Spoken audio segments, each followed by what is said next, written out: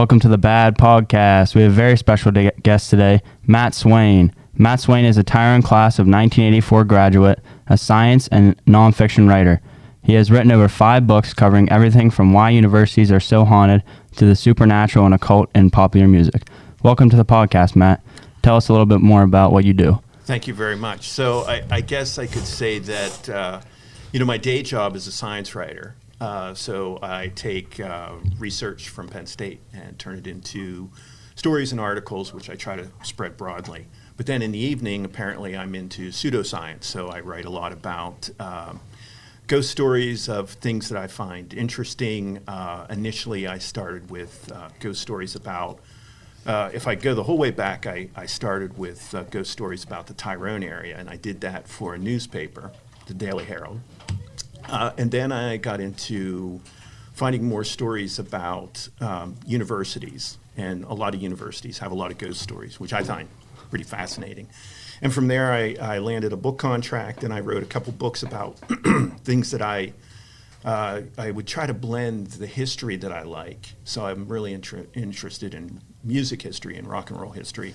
So I combined that with ghost stories about rock and roll, and then moved into World War II ghost stories, and then ended it up with some ghost stories about railroad history, which also, Tyrone is famous for. So that's kind of how I got here. My career as a writer is pretty unexpected for me because I never really intentionally started to write about this. But it was just one of those things that I think a lot about what you're doing here is what happened to me. I was born on Halloween. I was a reporter at the Daily Herald, and I wanted to do something spooky for Halloween, so I thought I would do some Tyrone ghost legends, and that's really how I got to where I was. Started writing there, and I found that of everything that I've ever written for the newspaper, that was the one that sparked the most interest. People came up to me everywhere, restaurants, bars, and wanted to tell me their ghost stories. And between you, me, and all the listeners, I'm freaked out by ghost stories. So it was not a pleasant experience to hear a lot of these things. But, that's kind of how it started, and that's where I'm at now. So you mentioned the Tyrone ghost stories. What was like the first one that you started with? Yeah, the ultimate Tyrone ghost story is Sylvia. And are you familiar with that one? Kind of. Kind of. So Sylvia, for us, it was, the ghost stories has a lot of variations. And one thing I learned as I started collecting these stories is that you can compare them across ghost stories. It's kind of interesting. It's almost like anthropological or cultural anthropology. You can just kind of compare these stories. So there are a lot of variations to this story, but the story that I'm most familiar with Sylvia, and this happens above Reservoir Park, in the Janesville area. We call it the Phillipsburg Pike, and I think people in Phillipsburg call it the Tyrone Pike. But the story is that there was a couple, and they just got married, and they were driving from Tyrone towards the Phillipsburg area, and they pulled over, and in this story, they're pulling over to have a cigarette. So they start to smoke, and the ash drops off of the cigarette on the bride, and her name's Sylvia, and falls onto her dress. She catches fire, and she runs out into the woods, never to be seen again. And so the ghost story is, if you go there go up the pike, pull off the side, and in our story, you lit a lighter 3 times, but I've heard other stories where you flash your headlights 3 times, she'll appear. So that area is kind of haunted, and that was probably the first ghost story that I started with. The interesting thing about this is all over really, I would say this area for sure, but Appalachia in general, you hear a lot of these stories that are the White Lady of the Buckhorn, for example. And that area, usually you hear right around Wapsononic, the area above the Altoona campus. There's a hill, a mountain, we call it, probably out west they call it a hill. But there's a lady in white that will appear usually at the crossroads of that area. And that story is also similar, but it's, I think, a lot older in that there are numerous variations of that story. There's one story that this woman was in a wagon in the hill, and the roads that come off that hill are pretty windy, and the wagon flipped over and she died. She was crushed by the wagon. There are other stories that, and this kind of has like a Romeo and Juliet vibe, but there was a boyfriend and girlfriend, and the boyfriend was basically taking her from her house, from her family, and they were speeding away from the father, the irate father, and they wrecked in a car. So those are the origin stories of this, and you kind of see that, people say that they'll be on the Buckhorn late at night, misty, foggy, and she'll appear, this white figure, this figure of a white woman, appears in that story. So those are the kind of the stories I started with. Yeah. Are these stories like something you like actually believe in, or are they just, you like to write about them and they're interesting to you? That is the key question, I think. So I guess I started probably like you're going to do. I started with these stories, and then I went out to try to find people who, as a good reporter, you want firsthand accounts. What I found was that people would say, oh, I never saw it, but the lady down the street, her brother saw it. So there's always like these third-hand accounts. So, whether I can't say that I really believe in it, but what I find is over writing so much about this, my questions went from, do I believe in it, to why do we tell it? Why are these stories so meaningful? And that became interesting for me. So I've never really talked to anyone that has seen it, but that's not to say there aren't people out there. But as I've written all of these stories, you can kind of see that there are different levels of this. There's the legendary aspect of it, which is what I write a lot about, the folklore aspect. But then there are other people who've had actual encounters, who I've interviewed, not necessarily for Sylvia or the Lady in White or any of those, but I have had people come up to me and tell me some pretty, creepy stories. So I guess, I feel like as a journalist, I'm just kind of collecting these stories and getting as many different variations of them as possible, and then let everyone else sort them out, whether they believe it or not. You're an author, obviously. What is your favorite book you've written? I have to say it was the Haunted Rock and Roll. And, to give you a little bit of background about that, I just wrote America's Haunted Universities. And they have acquisition editors at this publisher. And she called me and said, hey, we really like this book and we want to work with you. Do you have any ideas for other books? And I had just read an excellent book by R. Gary Patterson, who wrote a book about I think it was A Walk on the Dark Side, which was about the occult in rock and roll and some of the occult legends. He didn't get really into the ghosts too much, but that was on my desk, and I thought, I just said, I'm going to do a book about ghost stories of rock and roll, and I had no idea whether there would be any. I knew there were a few. And so the next thing I knew, I was writing this book, and I was getting, deeper and deeper into these stories. And so that one was the most fun, and I think it was probably like the bestseller of all that I've written, and it got me, attention, and I was able to go on a couple national podcasts and radio shows to talk a little bit about it. But, because I love rock and roll history, and then to have this other element, and the other thing it did is it revealed just how important these ghost stories are, whether you believe in ghosts or not. It really taught me that there's just this incredible connection. It's almost like a cultural legacy that we have, that we can use these stories to keep these people alive, after Elvis died, after Janis Joplin and Jim Morrison died. And so I think that was definitely my favorite. You said these ghost stories definitely freak you out still, yeah. Right? What's the scariest ghost story you've ever heard or witnessed, maybe? Well, and And I'm not when I talk about whether I believe in these ghost stories or not, or whether I believe in ghosts.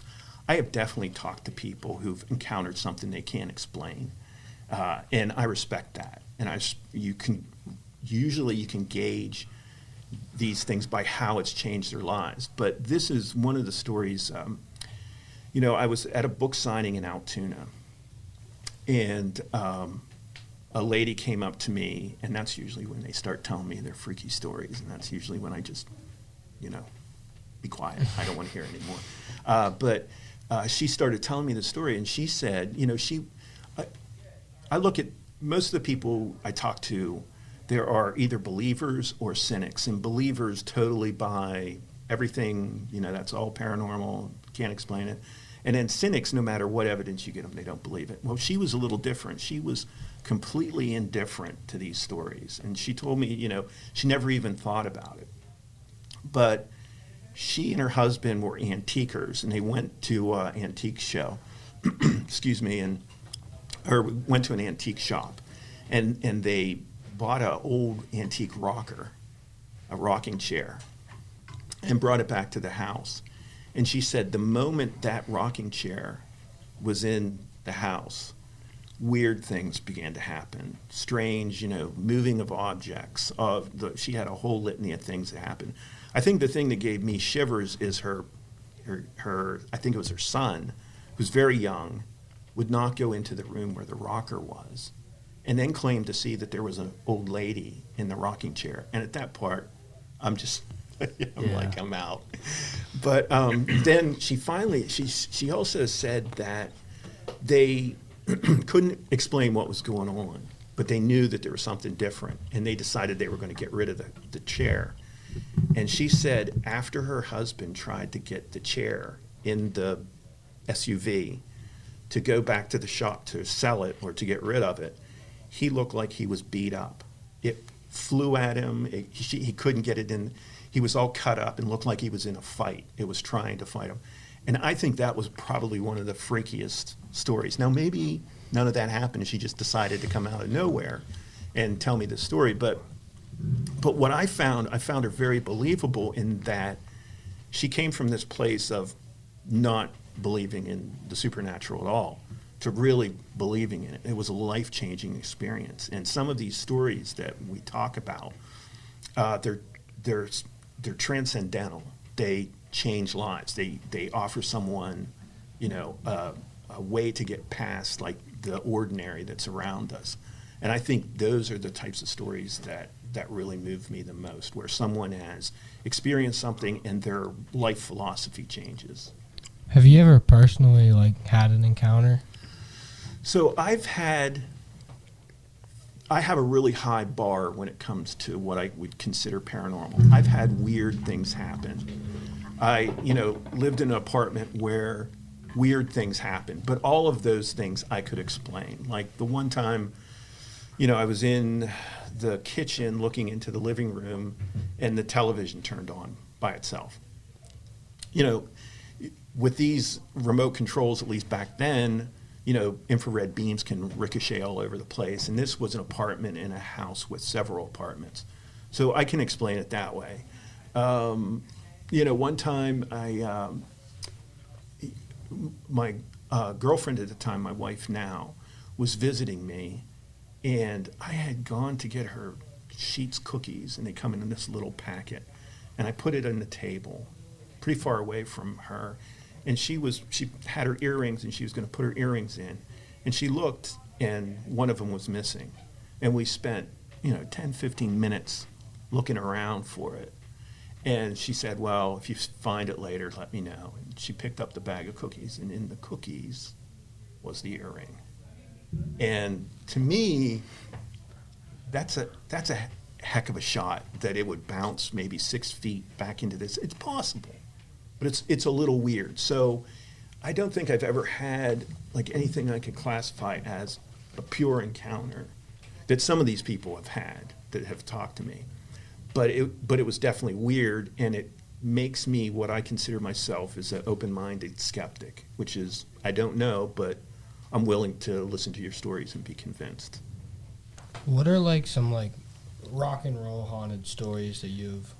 Yeah, there's some great ones. I mean, there's the rock and roll ones go from some of the really funny ones to, some pretty scary ones and everything in between. But the one that is one of my favorites is there was a Mexican restaurant in Santa Monica that people claimed when they would go in the bathroom, the men's room, that they could hear something breathing, and the door would rattle. And when the outside door would rattle, but everything would move and shake, the mirrors would shake. And it got so bad that the restaurant owner called in an exorcist or a medium to try to get rid of the spirit. But that actually was the recording studio of the Doors. And I don't know do you guys know the Doors? Yeah. Okay. So that's a music band, late 60s. Jim Morrison was the lead singer. The bathroom itself was apparently the vocal booth for Jim Morrison. And people that were in the restaurant claimed that restaurant was haunted by Jim Morrison. And I just love the idea that Jim Morrison, who's kind of like this madcap drunk, would haunt a Mexican restaurant's bathroom. I think that is the most perfect. But then you get into other stories about Jimmy Page, who was a guitar player for Led Zeppelin, and he lived in a home a mansion owned by Aleister Crowley, and Aleister Crowley was a magician from the Victorian age, and he was, they used to call him the wickedest man alive. And so this place was haunted, and in a Rolling Stone magazine, probably in the 70s, the reporter asked Jimmy Page, are there any ghost stories that you've heard? And he said, I had a friend who was, not drunk, not high, stayed overnight. And he woke up early in the morning and went to get the caretaker and said, hey, next time, next night, leave the cats out because I could hear them playing in the hall. I could hear them rolling up and down the hall. And the caretaker said, the cats were locked up the whole night. They were not in the hall. And so there's a story about this mansion, which I think is called Bulliskin Mansion. And it's in Scotland near Loch Ness, so it's got a lot going for it on the creepy scale. But the story is that someone was beheaded there, and the head rolled down the hall that this person was, sleeping overnight in. So the caretaker said he was probably hearing this, this noise of someone's head rolling down the hall. But the kicker for me was the reporter said, "Have you ever heard the head rolling down the hall?" And Jimmy Page said, "No, I'd never heard anything like that." And then the reporter said, "So you don't believe in it?" And he said, I never said that. I said, I just never heard the head roll down the hall." So those are some of the stories. But the one thing about rock and roll that really gets me is it really starts with a ghost story. And that ghost story is about Robert Johnson. And Robert Johnson was a blues guitar player from the Delta, which is the home of the blues. And he was a kind of a terrible guitar player, but he really wanted to be a guitar player. So he would hang out with these great blues guitar players, people like Son House, who are legends. And they actually got a little tired of him. They just felt that he was hanging around too much and was a little annoying.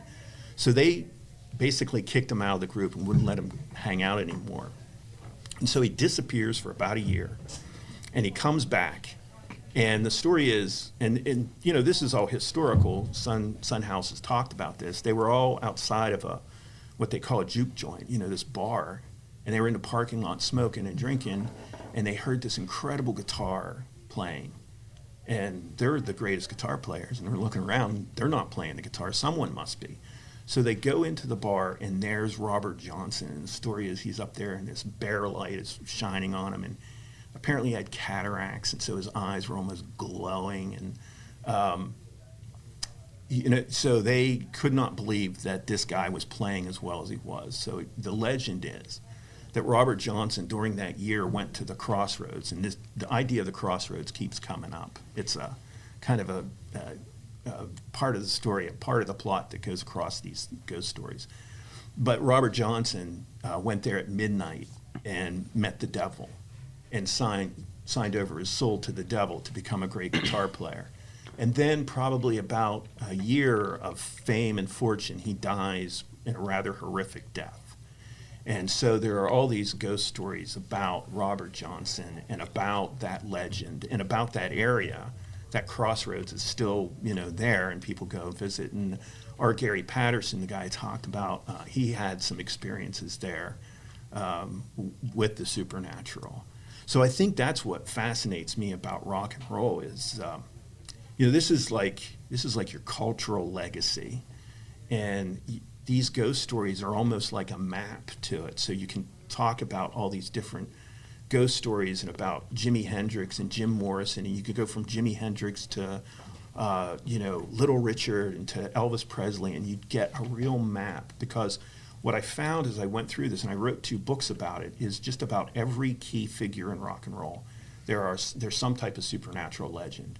Either something that they experienced personally, or that something, after they passed away, people from Robert Johnson to Prince, you have these ghost stories. That's what I love about it. Drayvn wrote down it's just kind of a silly question. I love silly questions. Do you believe in Bigfoot? No. Well, maybe. Why not? But I don't want to get too weird, but that legend is ancient, right? And so then again, when you get to the idea about, do you believe in these things? I don't know whether I believe in there's a physical big ape out there, but I do believe that story means something to someone, and maybe it signifies something, and there's reasons why we tell these stories. Did I sidestep that enough? Good. What do you teach at Penn State? So originally I taught a class, it was Com 260. It's a class in news writing and journalism. I also teach a class in science writing and science communication. And I've taught a couple first-year seminars on media entrepreneurship, which you guys are doing right now. Do you ever have students try to tell you ghost stories? All the time. Yeah. In fact, what I do, usually around Halloween, my class will go visit what I consider the most haunted part of Penn State, which is the Petit area. So we'll start off with Schwab Theater, and Schwab Theater's reportedly haunted by 3 ghosts. There's one ghost apparently of George Atherton, the president of Penn State, and there was a one person saw a ghost of Revolutionary War soldier. But, Penn State started in 1855, so we can't really explain that one. And then Schwab himself, Charles Schwab, is supposedly haunted that. Then we go over and we talk a little bit about Old Coley. There's a ghost of a mule on the Penn State campus. And that's a good one, too. And then Petit Library is supposedly haunted by, there was actually a murder there in the Stacks, which is the book, the section of bookshelves there, and it is kind of creepy and mazy. But there was a woman was actually killed there, and her ghost apparently haunts that. And then Old Botany, which is the oldest standing building in Penn State, that reportedly is haunted too. But that's another case where when I wrote the ghost story about Penn State ghost stories, I really considered that just legend, and so I wrote about the legends of Old Botany. And the one story is that sometimes if you look at the top floor, you'll see a woman looking out kind of wistfully onto Schwab. And right next to Schwab is George Atherton's grave. And so people say that that's the ghost of Frances Atherton looking out on her husband's grave. And so I thought, that's kind of a poignant story, and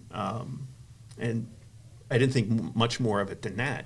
And then I met a janitor who worked there, and he told me he encountered so much creepy stuff that he asked to be to clean a different building, because he would go in there, second shift around 11 o'clock, midnight, and he said he encountered so much stuff he just couldn't handle it anymore. So there's one of those things where you have the folklore kind of overlaying with these real stories. And I think when you go look into Sylvia and stuff like that, I think you'll see some of that as well. People might have had encounters, and it, matches up with the legend. Yeah. Do you believe that like every college, university has a supernatural occurrence? Well, and this is kind of anecdotal. I never really did an actual survey of this, but what I found is most of your haunted campuses are in the Northeast to the Midwest. Ivy League has a lot of ghost stories. Penn State has a lot of ghost stories. Into Ohio, the Midwest. Juniata College has a lot of ghost stories. And all these ghost stories are really similar, by the way. But what I found was, and this is my only explanation, when Penn State and some of these other universities were growing, so Penn State started 1855, so after the Civil War is really its growth spurt. And if you think about that era, it was after the Civil War. There was a horrific trauma from the Civil War. And there was a spiritual system called spiritualism that took over and became really quite popular, which is about people who can commune, mediums who can commune with ghosts. So in a way, you might see that those universities started when people really took seriously ghost stories and ghosts and spirits. So almost every university has ghost stories, but the ones in the Northeast and the South seem to have the most. Since you're into all these, ghost stories and all that, are you into horror movies, like the movie aspect of it? Yeah. I mean, how I started was, I was born on Halloween. I loved ghost stories. I loved horror movies. I love, I've watched The Exorcist a million times. And so, yeah, I've always been in, the slasher flicks. I watched those. So that was really key to my career. Yeah. I'll call it that. What's the scariest movie you've ever watched? Oh, have you ever seen I think it's The Changeling with George C. Scott? No. That's super creepy. I mean, it doesn't seem that, but I think The Exorcist is pretty spooky, and it's based on a true story-ish. So The Exorcist is one of my favorites. Those scary movies spook me out pretty easily. Yeah. So they all seem pretty scary to me. Yeah, I'm the same way. I went to see Amityville Horror when I was, I think, 13, 14, and I did not sleep that summer. Just like when I saw Jaws, I didn't go swimming for weeks. So even in a swimming pool, it was freaky enough. There's a thing about, like, have you ever heard the Annabelle doll? Yeah. Do you believe in, like, there's, like, a spirit within that? I know that's one interpretation, and one of the things that I found was, that you have, in these ghost stories, you have haunted houses, haunted buildings, but haunted objects is a completely different thing. And so, when somehow a spirit becomes attached to a doll or something like that, that's actually ancient too. You go the whole way back to almost prehistoric times, and you have fetishes and dolls and things like that. So as far as believing whether it's a spirit, I don't know, but I know that is a powerful spiritual element. You've kind of created a human being, and so there's a lot going on there. All right. Thank you so much for your time. You're welcome. I really enjoyed it. Yeah. We'll catch you guys next week on episode 3. See you guys.